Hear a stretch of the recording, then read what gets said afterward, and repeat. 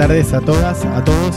Gracias por estar acá. Seguramente se van a seguir sumando interesadas e interesados. La verdad, estamos muy contentas y contentos de estar empezando otra actividad más de este proyecto que, como ustedes saben, se llama Archivo de la Imagen Santafesina, que en el último año y medio ha ido creciendo. Empezó, digamos, como una utopía de nuestra gestión en plena pandemia. Teníamos el horizonte de hacerlo, pero bueno, tuvimos que demorar y detener y postergar. Bueno, una cosa muy breve para que la presentación no sea más larga que la primera capacitación, es agradecer a Wikimedia Argentina, con quienes tenemos un convenio. La municipalidad hizo un convenio con ellos ya apenas empezamos a soñar con este archivo, porque entendíamos que la manera de liberar y de volver disponibles estos archivos digitalmente es a través de la plataforma de Wikimedia, así que les agradecemos. Están presentes hoy Angie Cervellera y Mauricio Genta.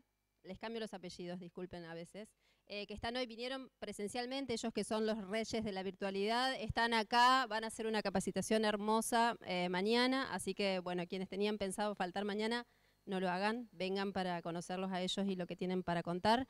También agradecer a Valeria Anzó, que se sumó a este proyecto, sobre todo para esta capacitación, y a María José, a la que también siempre le cambio el nombre, pero ya lo aprendí, Bani, que nos viene apoyando desde hace mucho tiempo. Esto porque, disculpen si agradezco en la presentación, ustedes dirán no es el momento quizás, pero para nosotros es re importante, es muy valioso el aporte de cada uno de ustedes, como de todas las personas que se inscribieron hoy con sus fondos para trabajar sobre ellos, sus fondos, digo, documentales fotográficos. Para nosotros es muy valioso porque el archivo se compone fundamentalmente de las voluntades de las personas que quieren y desean preservar memoria. Así que, digo, hoy le dijeron institución y no sabía si reírse o no. Uy, Fran está acá presente con un archivo que también recuperó antes de que se destruyera o se perdiera, y para nosotros es muy valioso ese aporte, el aporte de las personas que como nosotros creen que la memoria hay que preservarla. Así que muchísimas gracias por estar acá.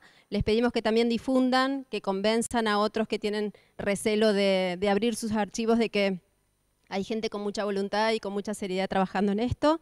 Y les paso ahora, hablando de seriedad y de voluntad, el micrófono a Noel Esbodio, que es personal de la municipalidad con quien encaramos este proyecto, y ella les va a contar mucho mejor que nosotros dos los objetivos y las actividades que venimos realizando. Así que muchísimas gracias. Bueno, gracias. Mi intención, ya que me parece que el objetivo del archivo quedó bastante claro, era contarles qué fue lo que hicimos en este año, porque el archivo tiene poquito más de un año.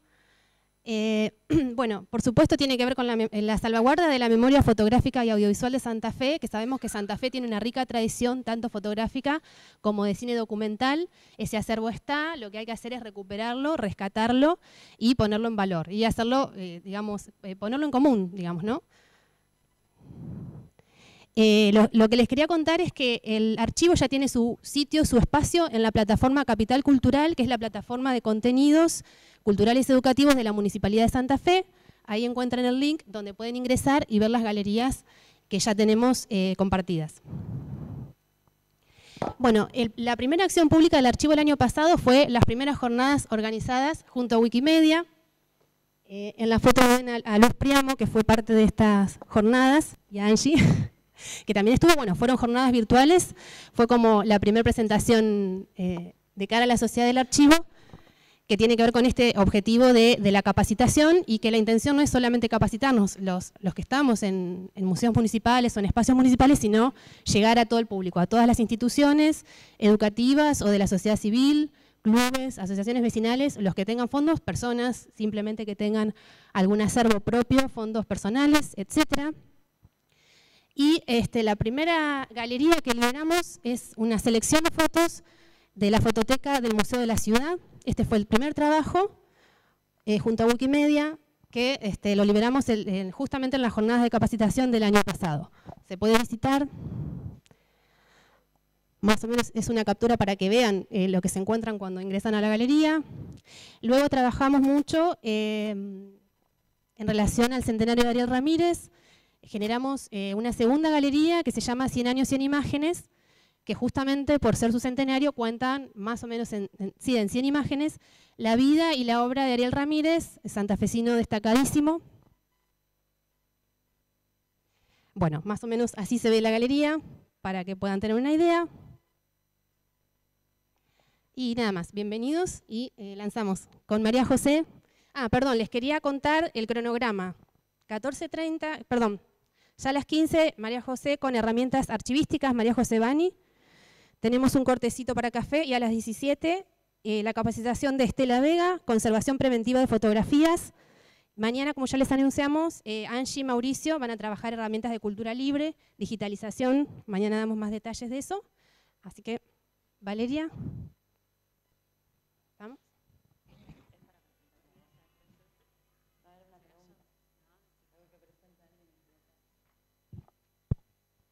Hola, perdón, justo tuve que salir. Yo voy a presentar a María José, que es técnica en archivería, graduada del Instituto Superior número 12 Gastón Gori de Santa Fe, con una amplia trayectoria. Actualmente ella es jefa de archivística y sistematización en el Archivo Provincial de la Memoria de la provincia de Santa Fe.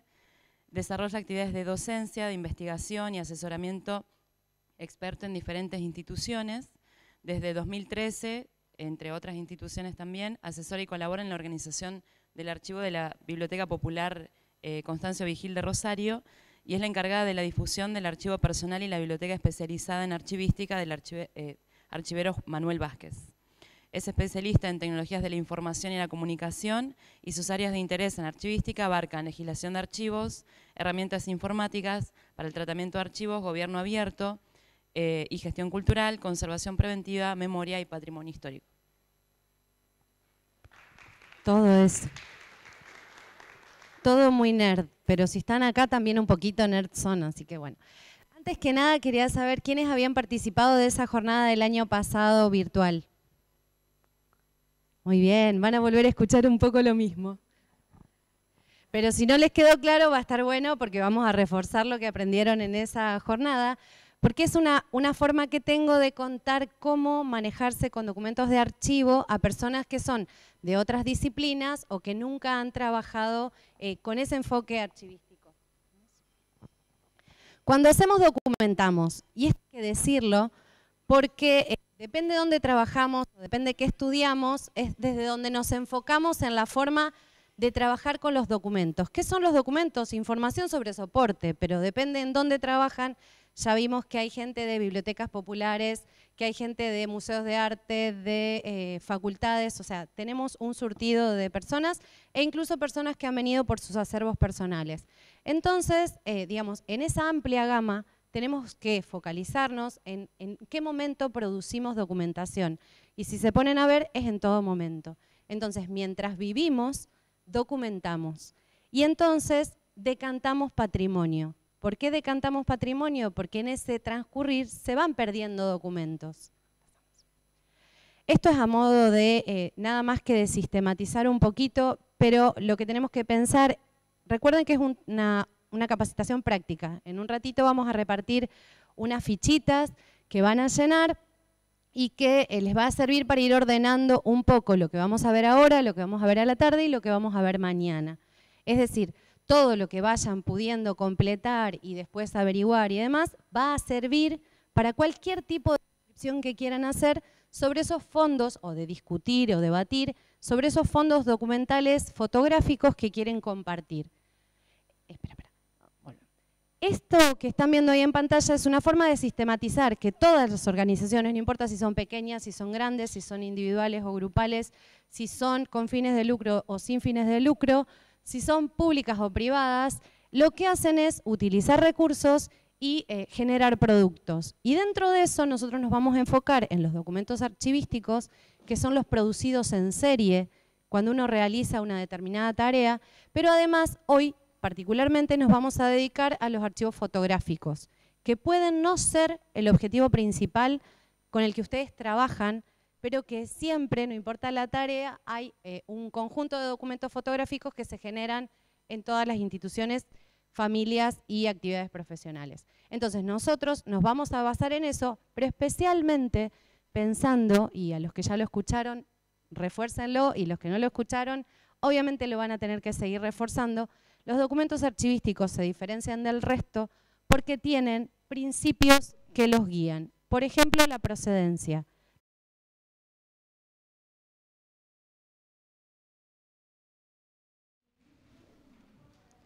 van a ver que también preguntas sobre su nombre, sus capacitaciones. Y cuando yo pregunto eso en este tipo de actividades es porque no me refiero solamente a la actividad a la que se dedican hoy, sino qué otros conocimientos adquirieron a lo largo del tiempo que tienen que ver, por ejemplo, con cuestiones de derecho, de administración, de informática, un montón de cuestiones que a lo largo de este caminito que vamos a hacer con las herramientas archivísticas se juntan y nos ayudan a trabajar un poquito mejor. Además, abajo van a ver unos cuadraditos que lo que preguntan es con qué tipo de relación tienen ustedes con los archivos de imagen. Los veo muy concentrados. ¿Prefieren que les dé un ratito para completarlo? Bueno.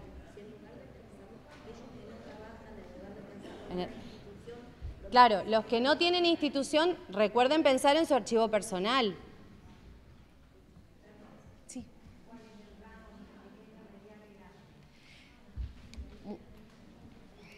Muy buena pregunta. ¿Cuál es el rango entre pequeño, mediano y grande? Pequeño es una empresa familiar, una persona sola, una institución que tiene, digamos, poquitos empleados.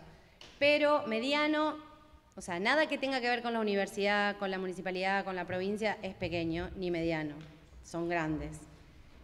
Mediano, no sé, díganme ustedes algún ejemplo a ver si quién piensa que es mediana su institución. Si vos te enfocás solo en la escuela, puede ser mediano en una instancia, pero también hay que pensarlo en la escala de la municipalidad. Pero puede ser mediano. Está bien. Mediano. Eso también tiene mucho que ver. ¿Dónde se para uno en analizar una institución? No es lo mismo la municipalidad que cada una de las áreas que pueden ser más o menos independientes que la integran. Todo eso se va decidiendo después con el tiempo. 2 minutitos más y seguimos. Esto lo pueden... No, esto lo... Ah, le dieron las 3 páginas. No, la primera era nada más. No, pero igual la idea es que lo empiecen a pensar. Tampoco es para entregar y que les pongan nota.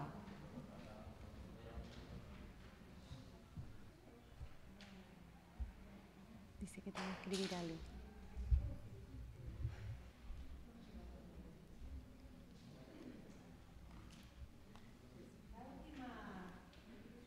Los cuadraditos. Digital. Es pensando si les toca escanear o si ya están trabajando con imágenes digitalizadas.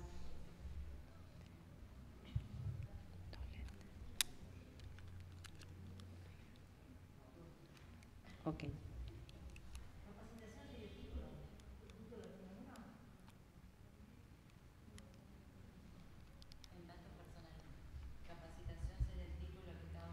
Títulos y capacitaciones extra que tengan que ver con esto de la archivística, la administración, el derecho, la informática, todo lo que les parezca que puede, fotografía, que les puede servir para esto. Bueno, ¿cortamos? Después pueden seguir. ¿Vamos? A ver, todos arriba. Bueno, vamos a volver un cachito sobre la estructura lógica archivística, con esta cuestión de que nosotros no hablamos de una foto sola. O sea, lo voy a referir a las imágenes para que nos ubiquemos en lo que estamos hablando hoy. La producción tiene que ser seriada. Una foto sola no hace a un conjunto importante para la archivística. Puede ser que la foto sea muy importante, pero en realidad lo que nos importan son los conjuntos seriados de imágenes. Y eso tiene que ver con esta estructura que hablábamos recién de qué es una institución grande, mediana, pequeña y demás, porque eso es lo que nos cuenta cómo es su organización interna y qué tipo de volumen de documentos puede llegar a tener y cómo vamos a agrupar esos documentos de acuerdo a las funciones de esa institución. Y entonces vamos a ver que a diferencia de las bibliotecas, los documentos de archivo tienen una estructura jerárquica. Y esto es lo que complica casi todas las descripciones, porque no estamos hablando de una bolsa de PDF, de una bolsa de imágenes, de una bolsa de fotocopias, sino que lo que estamos hablando es de una estructura que a veces hay que descubrirla o a veces hay que simplificarla de tal forma que permita que nosotros, entrando a un documento, podamos ver toda su descripción para tratar de entender a qué partecita del árbol pertenece y nos ubique respecto a toda la institución. ¿Se entiende? Bueno, pasamos. Algo muy interesante y que mañana seguramente Mauricio lo va a retomar este tema, el tema de la normativa. Nosotros estamos hablando de imágenes, lo vamos a hablar dentro de un ratito también de vuelta, pero estamos hablando de imágenes y esas imágenes, junto con el trabajo de toda nuestra institución, está reglamentado por legislación de todo tipo de jurisdicciones y de todo tipo de alcance. Y esto es algo muy importante. Archivísticamente la normativa es fundamental conocerla, tanto la que regula la institución como la que regula, por ejemplo, el trato con los clientes, usuarios que podamos tener, qué tipo de imágenes tenemos, qué derechos pueden estar afectados por esas imágenes, qué permiso tenemos o no de utilizarlas. Por eso digo, eso mañana lo vamos a volver a tratar, pero esto hay que pensarlo siempre. No importa en qué tipo de institución estemos, hay una cantidad de normativa que la regula, que puede obligar o que puede sugerir. También puede ser, reglamentos, todo lo que se les pueda ocurrir, depende de la institución en la que estén, que puede ser el marco normativo necesario para entender esa imagen en relación con la institución y con la comunidad, obviamente. Pasamos. Ahora pasamos. Esto es fundamental. Cada archivo, por más que ustedes no trabajen en una institución que se llame archivo, esa institución produce documentos y esa institución tiene un archivo que puede ser más visible o menos visible. Se puede haber destruido, puede haber, no importa, pero tiene un archivo. Cada uno de esos archivos es una plataforma de gestión de una parte del patrimonio documental de las comunidades. Es decir, y por eso es tan importante la iniciativa de la municipalidad y de Wikimedia en el sentido de querer juntar estas voluntades para que no sean partecitas sueltas, sino que cada vez se vayan completando más las piezas para tratar de igualar esa plataforma a lo que se cree que es la identidad santafesina. Es decir, no vamos a llegar nunca, pero lo que vamos a hacer es sumarle piecitas que tienen que ver, como decía Noel, con los clubes, con las asociaciones vecinales, con las bibliotecas populares, con los museos, o sea, todo eso van a ser partecitas. Y eso es porque cada institución maneja una parte y tiene que tratar de, esto que estamos intentando ahora de compartir esas imágenes. Espera. Lo que vamos a hacer ahora es repartirla, ¿ya tienen la segunda hojita? Bueno, la segunda hojita.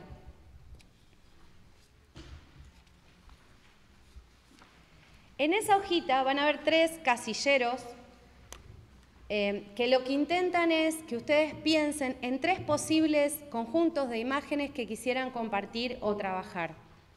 Como dijimos, no están obligados ni tampoco, es una tarea que vamos a corregir con nota, pero la idea es que piensen 3 casos distintos de conjuntos documentales de la institución. ¿Y por qué digo 3 casos distintos? Porque no es lo mismo si tenemos imágenes antiguas que han quedado de anteriores directores o, por ejemplo, que alguien donó un conjunto de documentos de imagen. O sea, 3 casos distintos. No podemos sugerir todos los ejemplos porque todos los que vinieron son de distinto tipo de instituciones, vienen por archivos personales, entonces traten de pensar en 3 casos de conjuntos de imagen que quieren trabajar. Por ejemplo, tienen las fotos donadas de la abuela, eso es un ejemplo. Eso va a requerir un tipo de trabajo. Tienen un conjunto de fotos de su trabajo profesional, ese es otro ejemplo.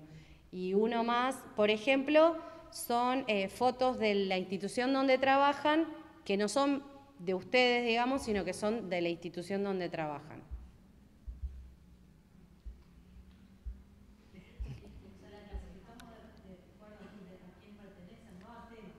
No a temas, porque estamos pensando los documentos de imagen archivísticamente. No es que, la clasificación temática esté prohibida archivísticamente. Lo que no es la principal clasificación. Siempre hay que pensar, primero en el productor o quién recopiló esas imágenes. Como estábamos hablando de documentos humanos y de instituciones humanas, nunca van a ser perfectos esos conjuntos documentales. Siempre va a haber pérdidas, siempre va a haber faltantes y además no siempre van a estar tratadas como uno quisiera. Entonces por ahí, digamos, uno entra a dudar o a cuestionar algunas cuestiones, pero hay que recordar eso, digamos. Lo digo porque muchas veces se separan temáticamente imágenes y después uno dice, bueno, pero ya está hecho así. Bueno, entonces en esos casos sucedía mucho con instituciones de mitad del siglo pasado que separaban las imágenes históricas por temas. Entonces, bueno, digamos, no siempre hay que deshacer eso. Se hizo en un momento determinado con una intención. Bueno, a veces hay que entenderlo, hay que poder explicarlo y, bueno, tratar de recuperar. Esto pasa mucho, que guardaban todas las fotos a lo mejor por tamaño o por tipo de imagen y después, bueno, saber de dónde venían o quiénes eran los productores, ya, digamos, es todo un trabajo.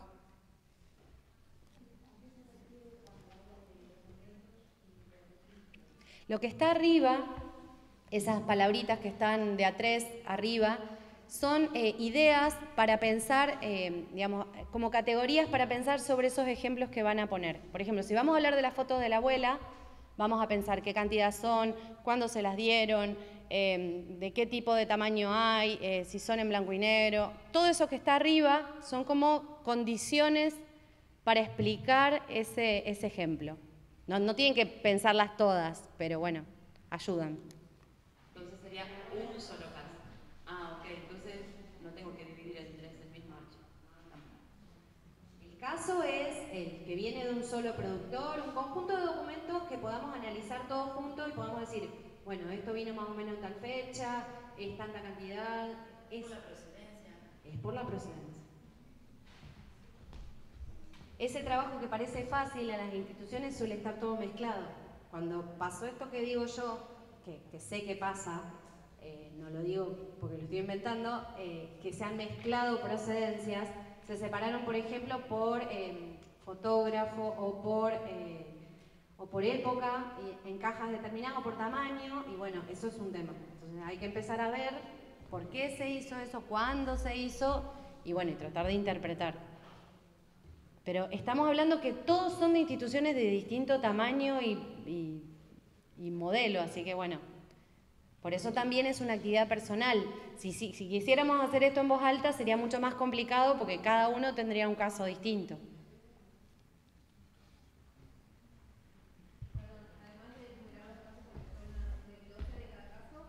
Claro, una explicación cortita. Es nada más para que se empiecen a ordenar en este análisis que a lo mejor lo hicieron antes sobre los documentos de imagen o a lo mejor no lo hicieron nunca. Entonces es una forma de ayudarles a pensar como problemática ese conjunto de documentos.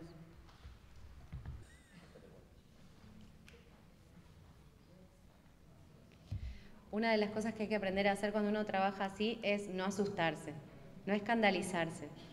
Siempre recordar esto, que son actividades humanas y que además, por eso trabajamos con un pedacito, porque además pasa otra cosa terrible.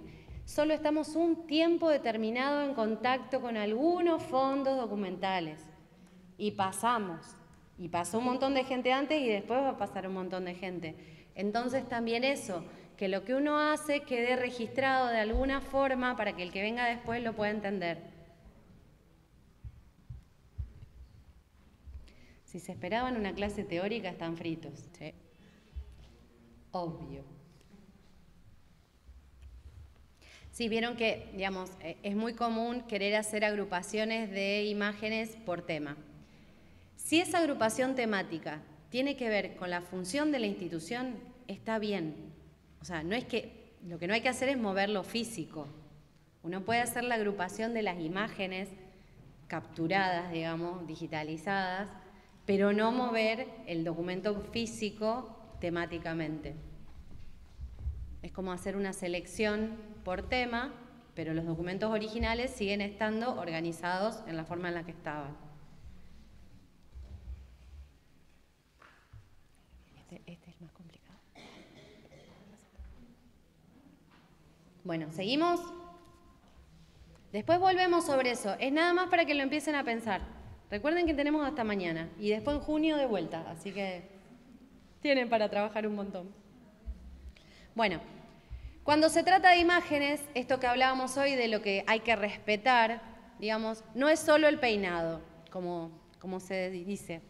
Requiere respetar particularidades y esas particularidades tienen que ver con la autoría del registro fotográfico fílmico, con el soporte físico o digital, pensarlo, analizarlo, la escena retratada, la conservación preventiva y la restauración y también los derechos en pugna. Y por eso estamos acá reunidos. ¿Por qué? Porque hay un derecho a la imagen, porque hay un derecho de autor, pero también hay un derecho de acceso a la información. Y cuando se analizan estas cuestiones, lo que se pone es en valor cuáles son los derechos más importantes. El derecho de acceso a la información es muy importante y por eso estamos acá, porque lo que queremos es abrir archivos, abrir imágenes. Eso lleva mucho tiempo, está muy conectado con el software libre y con la cultura del software libre, entonces solo algunas personas lo tienen tan claro como para que no les cueste romper la barrera de que esto lo digitalizo pero me lo guardo para mí. Y eso lleva un montón de tiempo, pero en el fondo, el objetivo, hay que analizar qué es lo que queremos, o sea, para qué queremos guardar esas imágenes, para qué público, para qué usos.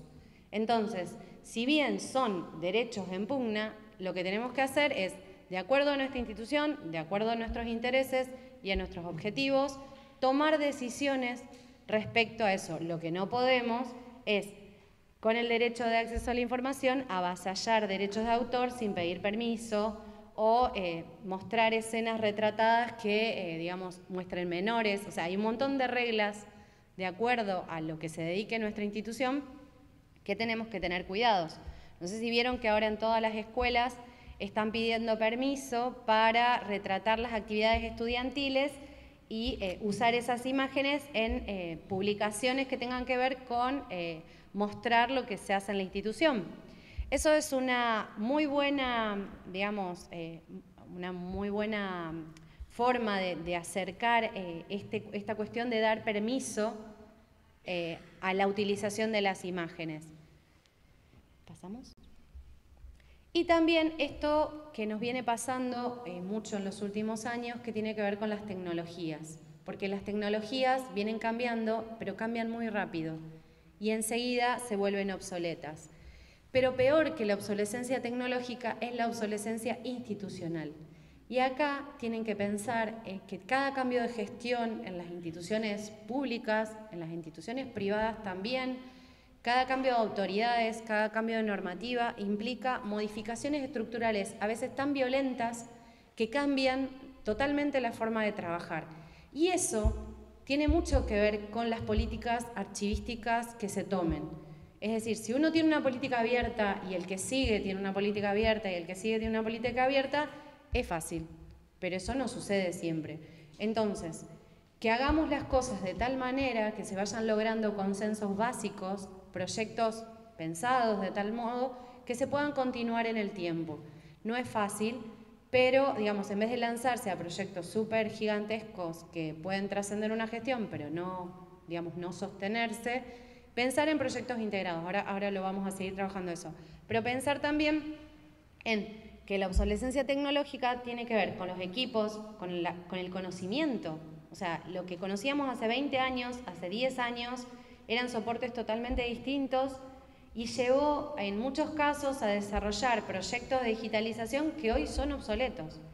Entonces, o que páginas que se han caído directamente, programas o sistemas internos de las instituciones que no funcionan más. Entonces, es toda una cuestión a pensar cuáles van a ser los soportes elegidos y los formatos para que eso sobreviva en el tiempo. Y esto de lo que estamos hablando, y por eso está Wikimedia también entre nosotros, es porque lo que tiene el software libre y esa metodología es pensar que todo se construye sobre lo que ya se hizo, no se vuelve a pensar, no se vuelve a trabajar, y además queda disponible en formatos que son cada vez más progresivos y que se pueden migrar fácilmente, porque el que está trabajando con eso ya sabe que está hecho en este formato y si hay modificaciones tecnológicas va a hacer todo lo posible para que eso se pueda pasar a los nuevos formatos sin pérdidas, porque esto también pasa, digamos, podemos perder datos, podemos perder, qué sé yo, formatos, pero la idea es que, ¿qué vamos a hacer que sobreviva, digamos? Analizar qué queremos que sobreviva. La información, la imagen, la estructura, o sea, todo eso hay que decidirlo antes. Bueno, esto es nada más a modo de, digamos, de tener en cuenta algunas pautas. Hay gente que ya lo debe haber escuchado muchas veces, pero son como principios rectores a tener en cuenta a la hora de desarrollar proyectos que tienen que ver con imágenes, pero que tienen que ver con cuestiones archivísticas en general. Y es que cuando uno va a empezar un proyecto, tiene que pensarlo transversalmente. No las áreas específicas de la institución que se dedican a eso, sino empezar todo un trabajo en el resto de la institución, con el resto de las personas, que tiene que ver con la interdisciplina, con los espacios que están al mismo nivel en la institución, para ahorrar trabajo, pero también para saber qué necesidades tienen y a quién más le puede interesar lo que nosotros queremos hacer. También cooperativo es pensarlo en relación a instituciones del mismo nivel que estén en otras áreas, en otras dependencias, en otras jurisdicciones, que se dediquen a lo mismo que nosotras, porque seguro que ya lo pensaron antes. Alguien ya se equivocó, a alguien le fue bien, y esto también viene del software libre, así que bueno, son como culturas que van de la mano. Y también, sustentable significa que no nos larguemos a hacer cosas que no podamos sostener en el tiempo, básicamente. Y acá les veo las caras a todos y a todas que están pensando 1000 cosas, pero si tenemos 1000 actividades y nos largamos con un proyecto gigantesco, es poco probable que lo podamos llevar a cabo. Entonces, bueno, la sustentabilidad tiene que ver con eso, con ver qué recursos tenemos para dedicarle a eso que queremos hacer. Perfectible es que estamos trabajando en algo que puede ser mejorado, pero si lo hacemos tan cerrado y tan atomizado, nadie más lo va a poder trabajar. Entonces, más vale hacer algo que pueda ser mejorado en el tiempo. Razonable, tiempos razonables, ¿qué cosa? ¿Cómo cuesta eso? O sea, queremos las cosas, las queremos mañana, pero haciendo todo lo otro que venimos haciendo y no. Y pasan cosas, como la pandemia, por ejemplo. Entonces, en esa razonabilidad tiene que estar pensado, digamos, qué tiempos tenemos disponible para eso.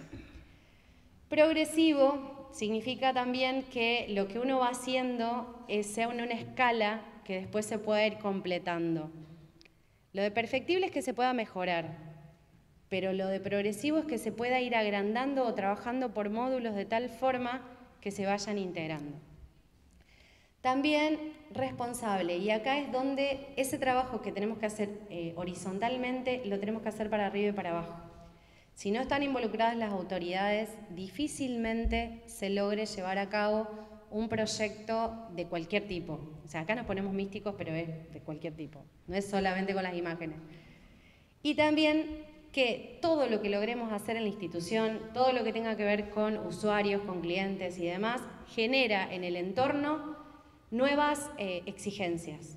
Es decir, nosotros hacemos esto, es una mejora, está bien, demás, la gente nos exige más y nosotros tenemos que pasar eso. O sea, todo el tiempo las mejoras nos obligan a seguir mejorando y a trascender cada cosa que hacemos.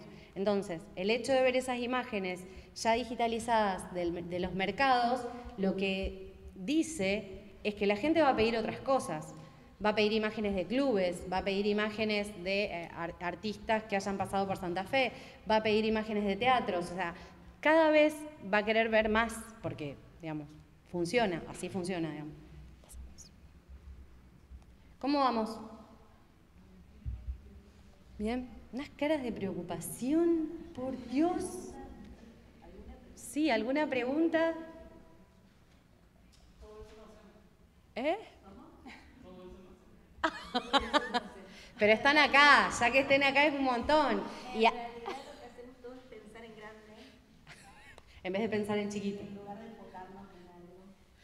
No, pero si algunos ya lo vieron en la videoconferencia de la otra vez y vinieron acá, o sea, ya, de por sí ya están involucrados. Ya.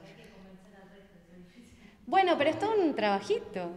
O sea, mucho es alfabetización archivística, pero en realidad es todo, es convencer al resto, es hacer un poco de propaganda mostrándole para qué sirve, tratando de trabajar menos. O sea, esto no se trata de trabajar más, se trata de hacerlo la menor cantidad de veces y la mejor, o sea, todas las veces de la mejor forma para trabajar.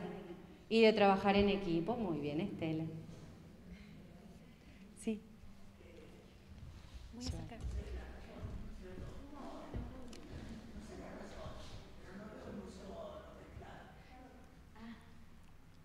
Sí, puse esto que está acá es a modo de ejemplo, porque lo que hice fue rastreo de web para contarles cuáles eran los ecosistemas de información que tenemos en la municipalidad, en la provincia y demás.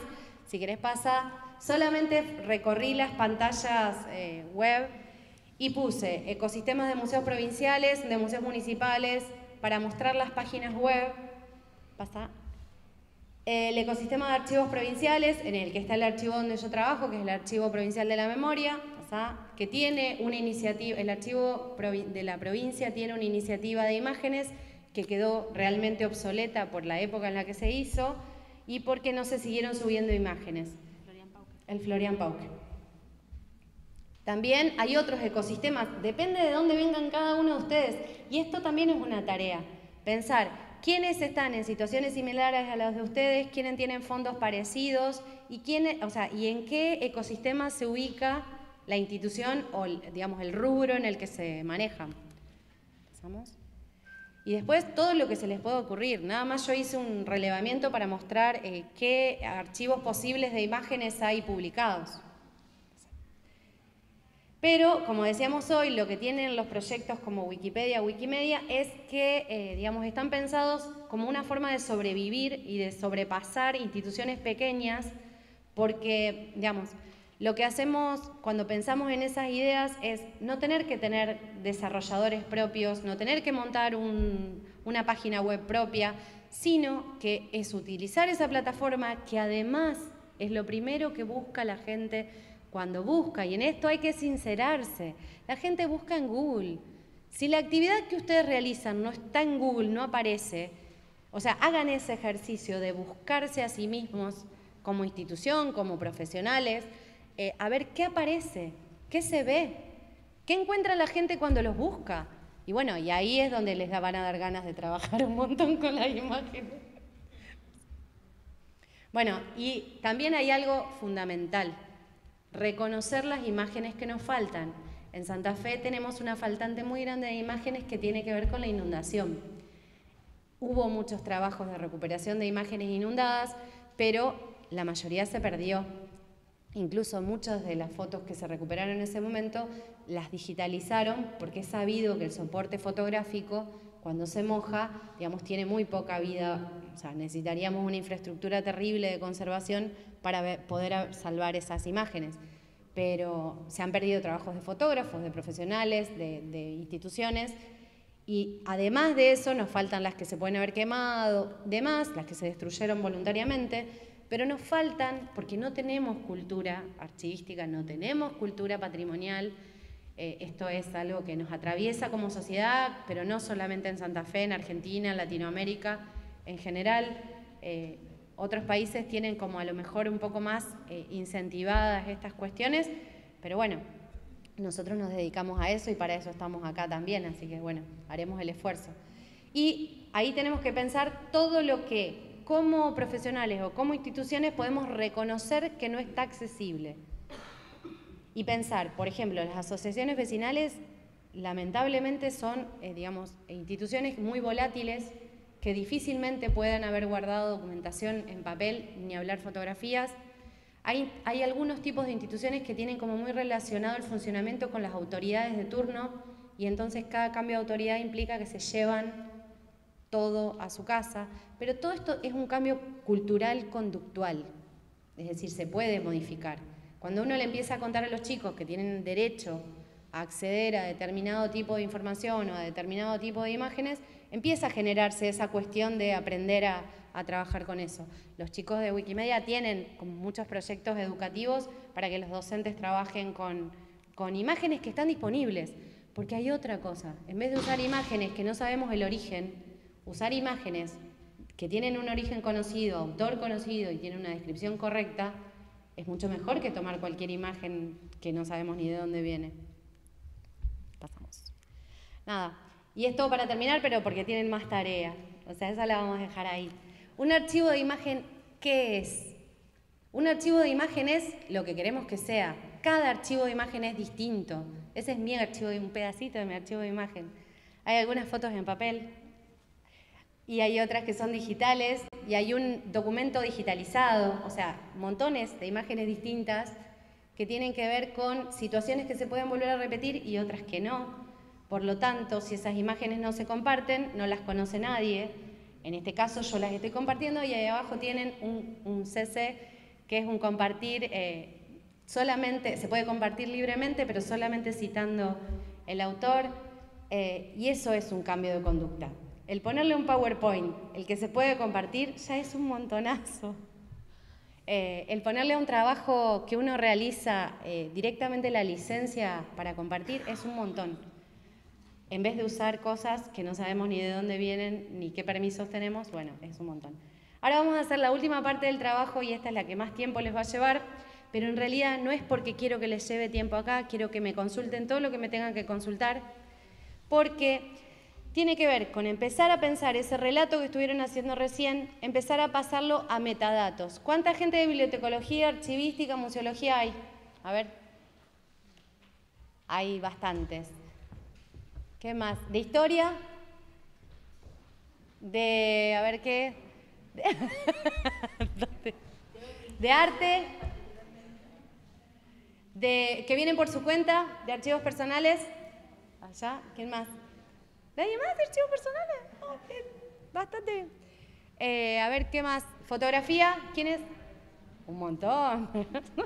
Bueno, cada uno va a ver este formulario y les van a saltar miles de dudas, pero en realidad ese formulario es un formulario cualquiera que tiene los datos mínimos para mirarle a las fotos que queremos compartir.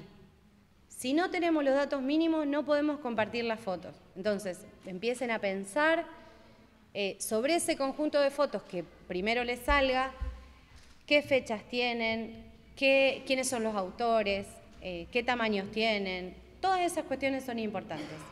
Y lo que vamos a hacer es, vamos a ir, a medida que lo vayan haciendo, si quieren ir compartiendo con el resto, qué tipo de fotografías o de imágenes tienen.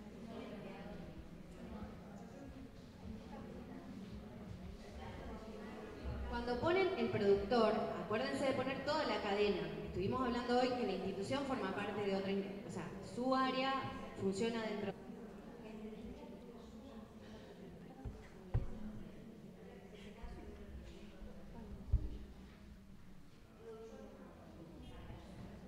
Acá estábamos hablando que para pensar de qué conjunto documental estamos hablando, conviene acordarse dónde están guardadas o cómo están separadas del resto. En cajas, en biblioratos, en bolsa, en un armario, en la computadora, en una carpeta.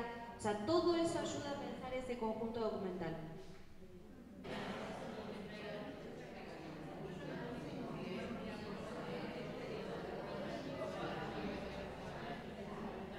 Sí, es jerárquico. Siempre tienen que pensar eso, que son conjuntos de documentos que anidan uno en otro.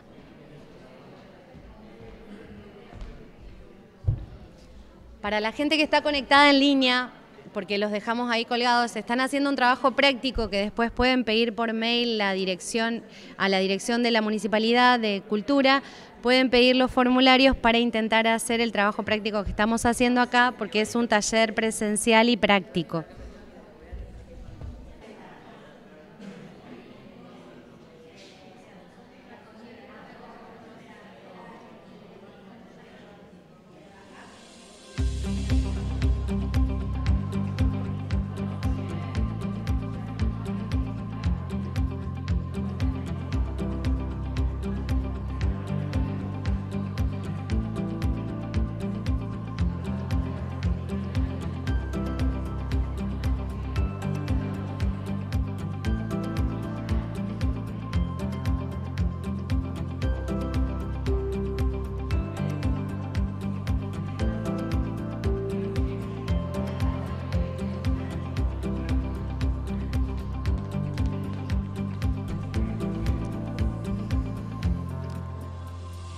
tienen que pensar que el llenar este formulario, que es bastante sencillo, lo que en realidad les está conflictuando es porque es muy difícil definir imágenes, o sea, es muy difícil definir documentos, describirlos. Peor imágenes.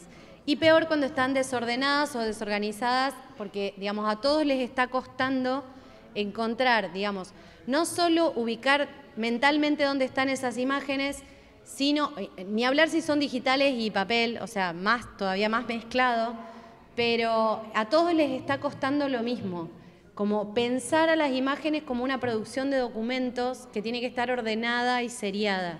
Es como que todos quisieran que estén así, pero no están. Entonces, describir ese conjunto de documentos es muy difícil, porque encontrar las fechas tope, cuánto lugar ocupan en la estantería, todo eso lleva tiempo, o sea, es un cálculo que hay que hacer. Pero si quisieran describirlo y contarlo en una página web, lo van a tener que empezar a pensar. O sea, para que esas fotos sean importantes, hay que contarlas.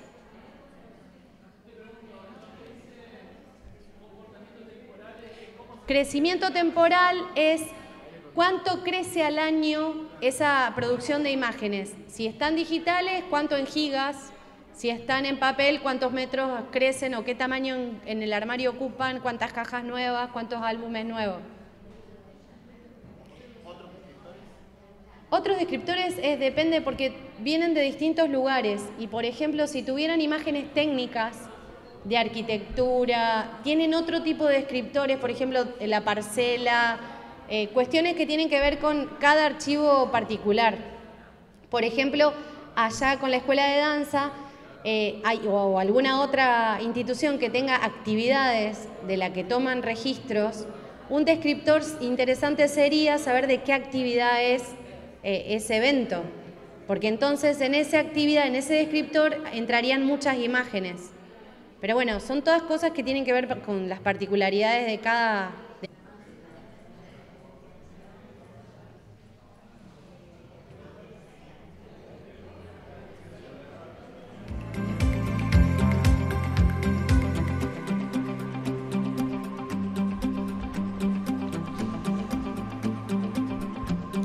Ya que están acá, ¿alguien quiere venir a contarnos de qué institución vino y qué fotos importantes o por qué considera que sus imágenes son importantes?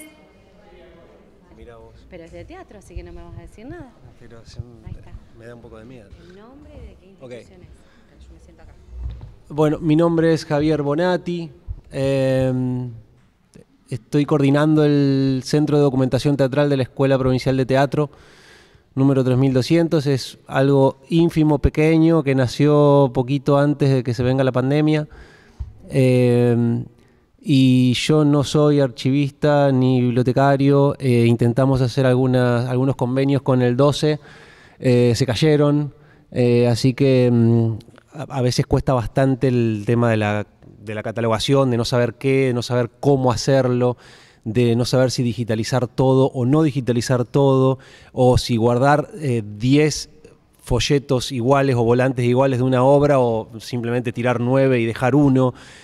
Todas esas cosas que uno no sabe. Tenemos un montón de fotografías, por ejemplo, donadas por artistas ya fallecidos que no sabemos las fechas, no sabemos el autor y tampoco sabemos del todo qué persona está en la foto, si algunas. Entonces son todos problemas que tenemos que afrontar y medio que no sabemos cómo.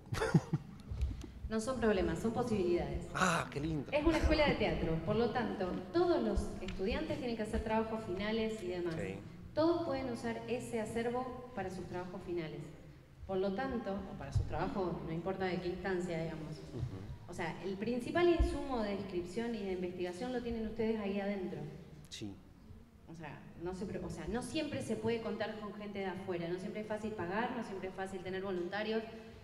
O sea, ya que estén acá es un montonazo, están preocupados, a catalogar se aprende, no se sale de ninguna institución de esas que forman ni archivistas ni bibliotecarios sabiendo hacer todos los tipos de catalogaciones. Se aprende de acuerdo a la institución en la que se está. Porque eso de otros descriptores, era lo que les estaba diciendo recién, tiene que ver con las especificidades de la institución en la que están. No es lo mismo una escuela de teatro que un estudio de arquitectura, nada que ver. En Córdoba hicieron pruebas de descripción de placas del observatorio y tuvieron que inventar millones de descriptores, porque lo que vienen a buscar las personas que buscan las imágenes que tienen que ver con las observaciones estelares son muy puntillosas. Entonces no le alcanzaban 10 descriptores, creo que llegaron a 200. Entonces, no importa, por alguito se empieza y bueno, primero, más tarde vamos a ver el tema de la conservación, pero tiene que ver también con esto de identificar dónde están las imágenes, de qué tipo son, saber que algunas son donadas, saber que algunas son propias, tratar de que no estén en tan mal estado en el lugar en donde están y empezar a trabajar, o sea, identificando eso que tienen, dejándolo por escrito. O sea, una vez que lo averiguaron, se lo dejan escrito, no a la foto, pero a lo mejor en un papel aparte, en el contenedor en el que están. Claro, empezar a generarle el contexto a esa imagen para que el que venga después, si puede aportar algo mejor, y si no, que siga investigando. Gracias. Gratis, che. ¿Alguien más que se anime a contar el trabajo? Lo principal es saber reconocer el valor de las imágenes que tiene la institución. Yo creo que para eso vinieron. Buenas tardes. Mi nombre es Andrea Guglielminetti y estoy trabajando con las imágenes de la Escuela de Danzas del Liceo Municipal de Santa Fe, que este año cumple 90 años, y por eso empezamos a hacer este trabajo. Pero lo empezamos a hacer en pandemia. O sea, fue una posibilidad la pandemia en realidad para nosotros. Nos abrió esta posibilidad de empezar a trabajar en esto. Cada uno desde su casa lo empezamos a hacer. Y fue una cosa un poco desordenada. Fue una inquietud de, en la escuela no hay nada, o hay muy poco en la escuela. Entonces empezar a contactarnos con personas que hayan pasado por la escuela, exalumnos, exprofesores, exdirectores, bailarines, y solicitarles esto. En pandemia fue un poco difícil porque la gente no abría la puerta de la casa. Nos contestaban muy amablemente, muchos nos abrieron, nos entregaron material, y junto con ese material también empezamos a solicitar entrevistas donde le hacíamos preguntas claves sobre esas imágenes para poder tener referencia de la imagen, porque nos pasaba que con lo que teníamos dentro de la escuela no teníamos referencia alguna. Entonces no sabíamos quiénes estaban, qué fecha tenía, qué obra se había presentado, en qué teatro había sido. Entonces también les pedíamos todas esas cosas, porque muchos de nuestros profesores ya han fallecido, y bueno, son desde 1932 hasta la fecha, es mucho tiempo, y bueno, obviamente la historia es así, ¿no? Es gente que pasa y bueno, y ya no la tenemos. Así que bueno, empezar a preguntar, seguimos preguntando todos los días que encontramos una foto, empezamos a mandar mensajes de texto, ¿vos te acordás de esto? Le mandamos captura de pantalla, fotitos por WhatsApp, y así estamos logrando armar la historia de la escuela. Empecé a trabajar sola, fue una inquietud mía. Yo estudié profesorado de historia y artes visuales, además de danza, y bueno, es como que lo tengo ya innato en todo mi recorrido, ¿no? Y bueno, armamos un equipo con profes que me están ayudando, porque esto no podría hacerlo sola de ninguna manera. Y por supuesto siempre el apoyo de los directores, que tuvieron gran interés en esto y que también se preocuparon por buscar imágenes que yo decía, ay, había fotos viejas, yo me acuerdo. Bueno, estamos en el 5.º edificio nosotros, hoy en día. Pasamos por 5 espacios distintos. Imagínense la cantidad de mudanzas y de pérdidas que ocurren. Si ocurren en una casa particular, las pérdidas en una institución educativa también. Entonces era empezar a abrir cajas y desempolvar cosas, y los encontramos. Llegamos hasta 1932, gracias a Dios.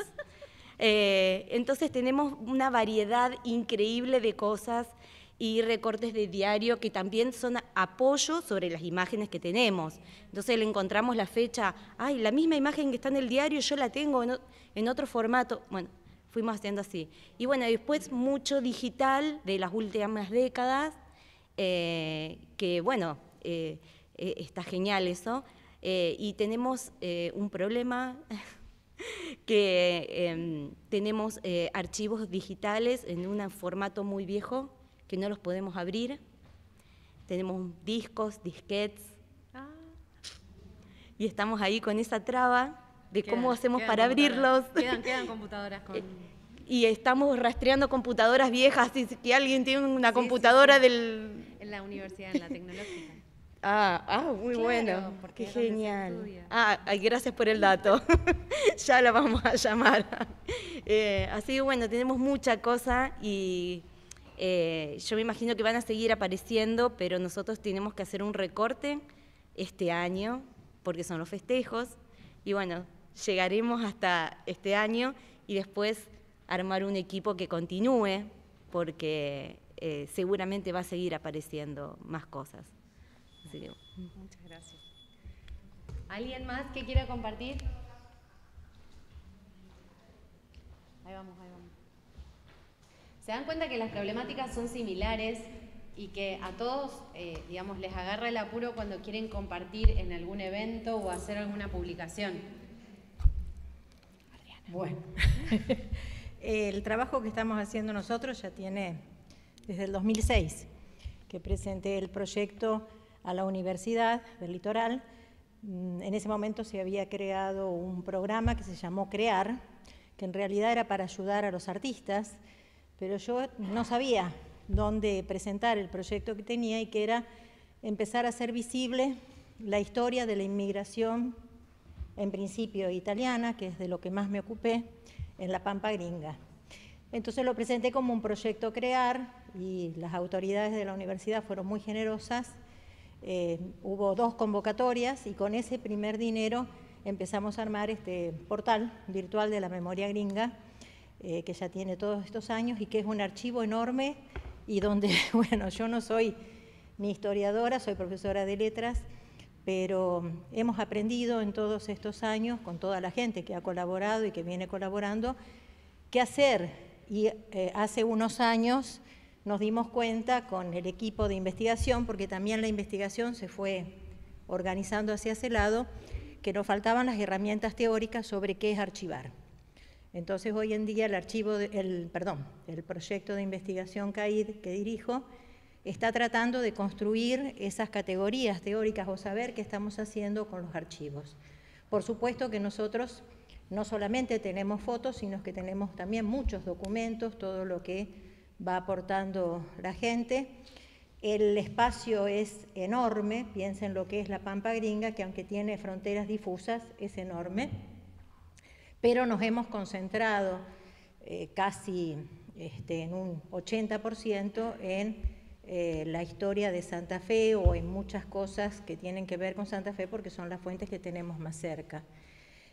Por lo tanto, lo que tenemos, el problema es primero saber cómo denominar ese trabajo de catalogación, ¿no? Que allí nos están ayudando las chicas que se han integrado generosamente al proyecto, pero luego también cómo pelear contra la destrucción, porque a lo largo de todas estas décadas la historia de la inmigración, por lo menos aquí, en el interior, no ha sido contada. Nuestros historiadores se dedicaron a contar la historia de la colonia, de la fundación española, y hay unos 70 años de la historia de la Pampa Gringa que está poco contada en términos quizás de la ciudad de Santa Fe, mucho más contada en las colonias. Y ese es uno de los trabajos que estamos haciendo, tratar de conseguir los materiales. Cada colonia ha escrito sus libritos, siempre hubo un historiador local que ha escrito cuando se cumplían los 100 años, etc. Pero la ciudad de Santa Fe es una ciudad que ha silenciado 70 años de esa historia, que es la historia de la inmigración. O sea, llegamos hasta la Constitución, 1853, y luego los historiadores se han dedicado fundamentalmente a estudiar desde el peronismo hacia adelante, ¿cierto? Está toda esa historia, y las cosas que fuimos descubriendo a lo largo de todos estos años son maravillosas. Yo en este proyecto solamente quería contar, me voy a centrar en un proyecto que ojalá la municipalidad lo tome también como una posibilidad de mostrarlo. En una invitación que tuvimos justamente de la gente que estaba en ese momento en el gobierno de la ciudad, para hacer una muestra sobre los artistas italianos en Santa Fe, hicimos una muestra y mostramos la obra de 10 pintores italianos que hicieron obra aquí en Santa Fe. La obra está visible en las iglesias, en las fachadas, pero yo que soy santafesina, hasta que no me metí a hacer esa investigación, salvo Cingolani, nadie me había hablado en Santa Fe de estos enormes, enormes artistas que están allí y que los desconocemos. Entonces lo que nosotros hicimos fue ir a recorrer todos esos lugares, a sacar fotos y hacer una página para cada uno de esos pintores. Así que los invito a que entren al portal y todo lo que ustedes puedan tener de sus familias, que a veces, ¿no es cierto?, han mantenido, sobre todo si vienen de la colonia, pero si vienen de Santa Fe, todo lo que puedan aportar sobre la época de la inmigración, estamos abiertos, porque mientras la universidad nos acoja, vamos a poder mostrarlo. Ahora descubrí que podemos quizás migrar eso hacia Wikimedia, ¿no? Y que la página de la universidad no quede solamente desde Google, pero que también tenga ese... Bueno, gracias. A vos. Sí, lo que hay que pensar es eso, como les decía hoy, googleense como institución, googleense como tema, como profesionales y vean qué aparece. En el caso del portal de la memoria gringa, yo lo puse en el listado de los ecosistemas, es bastante amplio, pero hasta que yo las conocí a ellas no lo conocí. Y trabajé montones de años en el Archivo General de la provincia, montones de años en instituciones relacionadas y no conocía el portal de la memoria gringa. Por lo tanto, ni siquiera a veces en ámbitos cercanos tienen difusión. Imagínense para la gente que no se dedica al tema y que está de afuera, digamos, es mucho más difícil. Así que bueno, lo que tienen los portales como Wikimedia es la llegada. O sea, es como asegurarse un acceso para todo el mundo que no es excluyente, o sea, no debería ser que esté solo ahí, puede estar dentro de la universidad también, porque si la universidad tiene el soporte tecnológico, está bien que lo haga, pero siempre pensar en cuánto de eso filtra a la comunidad, cuánto de eso se hace público realmente a toda la ciudadanía. ¿Alguien más que quiera compartir? Y suspender. Acá tenés que venir. Por Dale. Hola, ¿cómo va? Mi nombre es Nadia, participo de la Biblioteca Lola Mora y Espacio Cultural La Libre. Y bueno, no soy bibliotecaria, no soy archivista, no soy... Sí me dediqué mucho a guardar mucho material. Yo soy, soy editora de libros y publico hace muchos años, desde los 90 hago publicaciones alternativas. Entonces, en esas épocas, en los 90, se hacían muchas publicaciones alternativas y me dediqué mucho a guardarlas. Y ahora la idea es donarlas a la biblioteca y poder justamente hacer un archivo, hacer una fanzinoteca. Y me encontré con, mucho material, no solo mío, también otros compañeros se acercaron y están donando también su archivo. Estamos hablando de más de 300, 400 publicaciones que estamos empezando a catalogar, clasificar, ver cómo clasificarla también. Y bueno, la idea es que después eso pase a ser un archivo digital.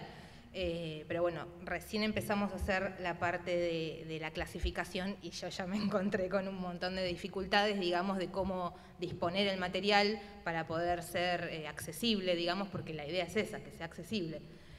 O sea, que pueda ser recorrido, consultado, etcétera. Así que bueno, venía con toda esa idea de cómo trabajar todo ese material, sobre todo porque es un montón y está en distintas condiciones también.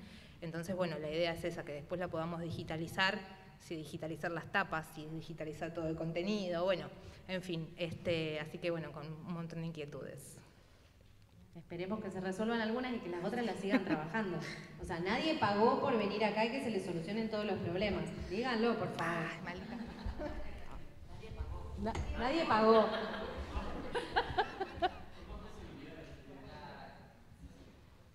Bueno, acá.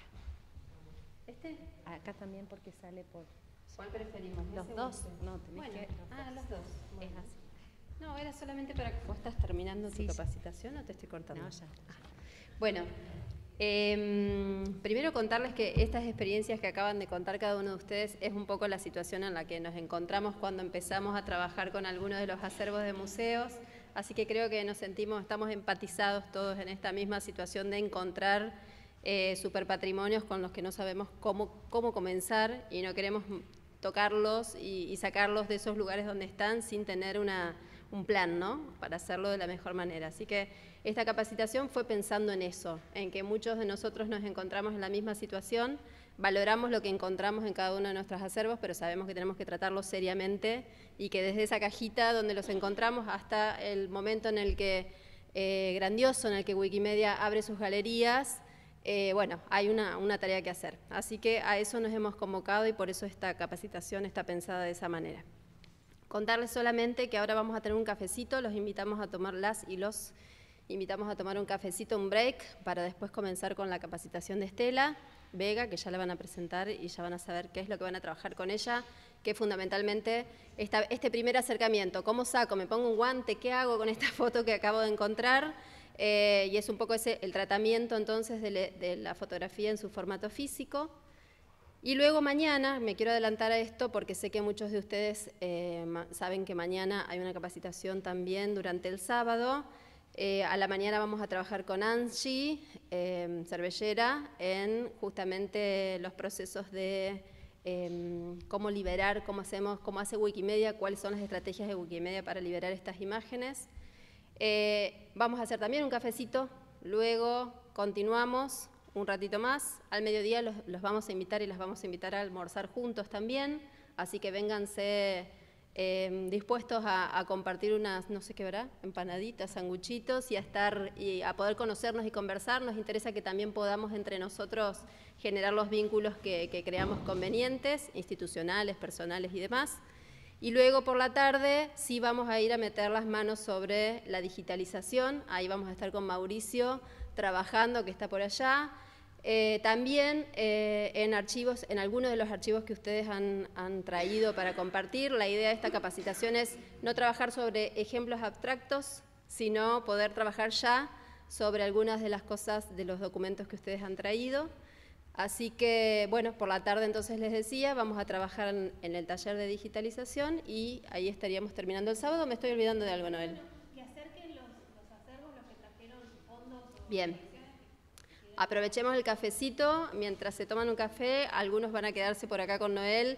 Noel va a recibir los fondos que hayan traído hoy. Ahí ven sobre la mesa ya está el fondo documental de Ariel Ramírez, que es con el que venimos trabajando en el archivo, para que, bueno, esa va a ser la mesa que va a ir recibiendo hoy los fondos documentales que hayan colaborado, que hayan traído para colaborar. Así que, algo más antes de ir al café, les invitamos entonces a salir ahí en el hall, hay un cafecito armado para compartir y volvemos en unos 15 minutos.